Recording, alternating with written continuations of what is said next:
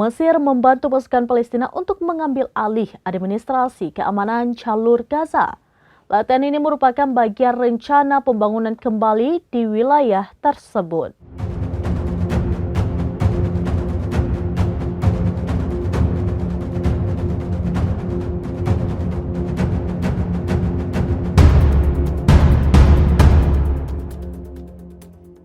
Dikutip dari Middle East Eye, latihan itu sudah dilakukan selama berbulan-bulan.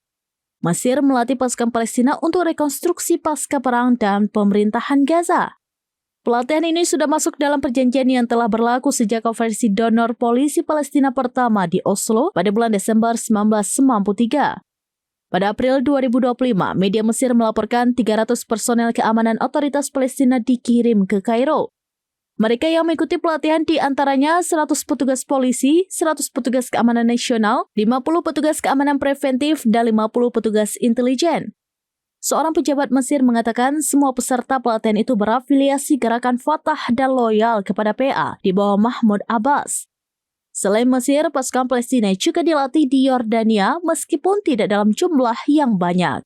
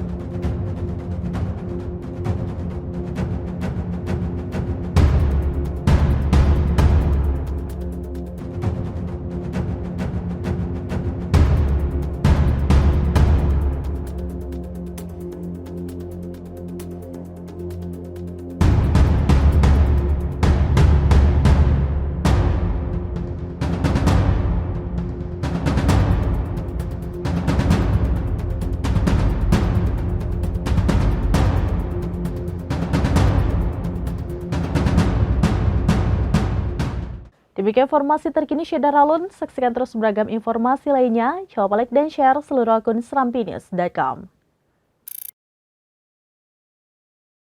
Download Tribun X sekarang.